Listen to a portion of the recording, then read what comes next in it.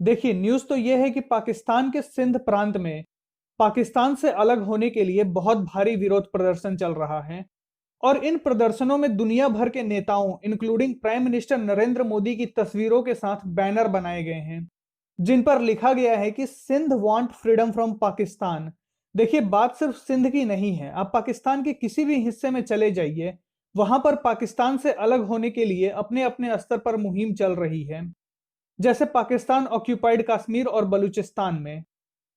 इस वीडियो में हम डिस्कस करेंगे पाकिस्तान ऑक्यूपाइड कश्मीर और सिंध के मुद्दे को। लेकिन सबसे पहले बात करते हैं पाकिस्तान के एडमिनिस्ट्रेटिव यूनिट्स की। पाकिस्तान की एरिया है लगभग 7,96,000 किलोमीटर स्क्वायर, जो कि राजस्थान से अप्रॉक्स 2 गुना बड़ा है और भारत से लगभग 4 गुना छोटा है। पॉपुलेशन है 22 करोड़ के आसपास, जिसमें 96% मुसलमान हैं। और पाकिस्तान एक सेक्युलर नहीं बल्कि इस्लामिक कंट्री है। अब इसी चीज की वजह से सारी प्रॉब्लम क्रिएट होती है, क्योंकि उन्हें रिलीजन चाहिए इस्लाम, लैंग्वेज चाहिए उर्दू। इसके अलावे वो और किसी रिलीजन, लैंग्वेज या कल्चर को टॉलरेट नहीं कर सकते। बांग्लादेश के केस में भी यही हुआ था, वो बंगाली लैंग्वेज को टॉलरेट नहीं कर पा रहे थे। अब पूरे पाकिस्तान को 4 प्रोविंस और एक फेडरल टेरिटरी में डिवाइड किया गया है। ये चारों प्रोविंस हैं बलूचिस्तान, पंजाब, सिंध और खैबर पख्तूनख्वा। और एक फेडरल टेरिटरी है इस्लामाबाद कैपिटल टेरिटरी। जैसे हमारे इंडिया में एनसीआर है, यानी कि नेशनल कैपिटल रीजन।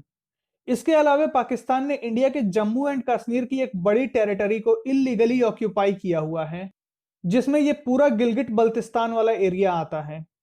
अभी तक हमने टोटल 5 ऐसे इलाके देखे जिन पर पाकिस्तान का लीगल एंड इल्लीगल ऑक्यूपेशन है।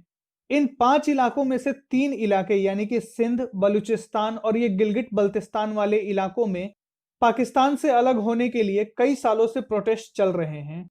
सबसे पहले बात करते हैं सिंध की, उसके बाद बात करेंगे पाकिस्तान ऑक्यूपाइड कश्मीर की।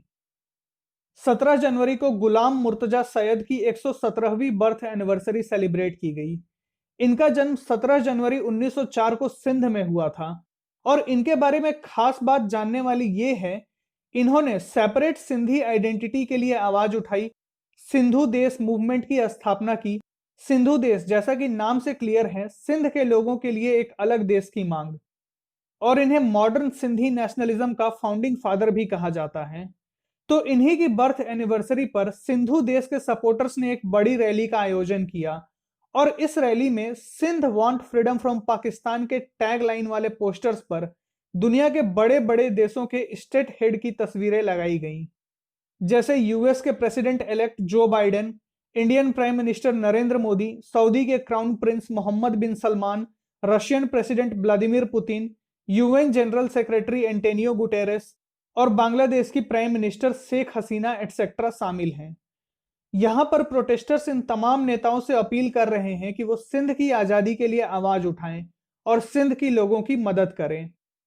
अब इस तरह की सेपरेटिस्ट मांग दुनिया में कहीं भी उठती है तो उसके पीछे जनरली कुछ कॉमन कारण होते हैं, जैसे रिलीजन, कल्चर, लैंग्वेज एटसेट्रा।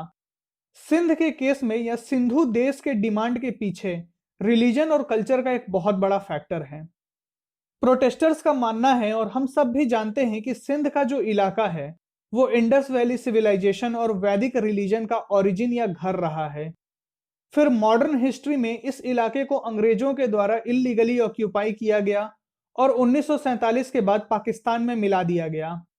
उसके बाद पाकिस्तान ने लगातार अपनी फौज की मदद से इन इलाकों में लोगों के ऊपर अत्याचार किया, ताकि वो अपने नेटिव कल्चर को छोड़कर पाकिस्तान के कल्चर को अपना ले। लेकिन अब सिंध प्रोविंस में आजादी की आवाज मजबूत हो रही है, क्योंकि सिंध में बहुत सारे पॉलिटिकल सेपरेटिस्ट पार्टीज हैं, जैसे जीए सिंध मुत्ताहिदा महाज, जो बहुत एक्टिवली सिंधु देश की मांग को आगे बढ़ा रही है। 26 जुलाई 2020 को खबर आई थी कि बलूचिस्तान और सिंध के प्रो फ्रीडम ऑर्गेनाइजेशंस ने डिसाइड किया है कि वो मिलकर पाकिस्तान के नाजायज कब्जे और उसके आर्मी के अत्याचारों के खिलाफ एक यूनाइटेड फ्रंट बनाएंगे। अब हम सब जानते हैं कि बलूचिस्तान और सिंध के पास अपनी आर्म्ड रिबेलियन फोर्स है, जैसे Balochistan Liberation Front, Baloch Republican Army, Sindhu Desh Revolutionary army etcetera, जो कि पाकिस्तान और उसके फौज के द्वारा किए जा रहे अत्याचारों के खिलाफ लड़ रहे हैं। अभी सारे separatist movement and revolutionary group के लिए बांग्लादेश का एक बहुत अच्छा एग्जाम्पल है कि किस तरह से मुक्ति वाहिनी और भारतीय फौज की मदद से बांग्लादेश ने 1971 में पाकिस्तान से आजादी हासिल की। इस टॉपिक पर हम वापस लौटेंगे, लेकिन अभी बात करते हैं पाकिस्तान ऑक्यूपाइड कश्मीर की। अभी 2 दिन पहले खबर आई थी कि चीन पाकिस्तान ऑक्यूपाइड कश्मीर के थ्रू 33 किलोमीटर लंबा रोड बनाने जा रहा है, जो कि चीन के यारकंद को पाकिस्तान ऑक्यूपाइड कश्मीर से कनेक्ट करेगा। अब ये कोई साधारण रोड नहीं है, इसे मिलिट्री यूज को ध्यान में रखकर बनाया जा रहा है, जिसकी मदद से चीन अपने हथियार और सैनिकों को बहुत आसानी से पाकिस्तान ऑक्यूपाइड टेरिटरी में पहुंचा सकता है। चीनी सैनिकों की मौजूदगी और घुसपैठ की वजह से यहाँ के लोग बहुत ज्यादा परेशान हैं, जिस वजह से यहाँ पर वायलेंट प्रोटेस्ट हो रहे हैं। और ये प्रोटेस्ट अभी स्टार्ट नहीं हुए हैं, काफी लंबे समय से चल रहे थे। जब इमरान खान ने इस इलाके को 5वां प्रोविंस बनाने की घोषणा की थी, तभी से इन इलाकों में प्रोटेस्ट जारी हैं। सबसे पहले तो ये जम्मू एंड कश्मीर का इलीगली ऑक्यूपाइड एरिया पाकिस्तान का नहीं है, तो इसकी बात नहीं करेंगे। बच गए ये 4 प्रोविंस। तो अगर इन चारों प्रोविंस में से 2 प्रोविंस अलग देश बन जाते हैं, तो पाकिस्तान का एरिया 7,96,000 किलोमीटर स्क्वायर से घटकर 2,23,890 किलोमीटर स्क्वायर रह जाएगा। यानी कि पाकिस्तान की एरिया लगभग 72% से घट जाएगी, और इसके साथ ही पाकिस्तान किसी भी ओशन तक नहीं पहुंच पाएगा।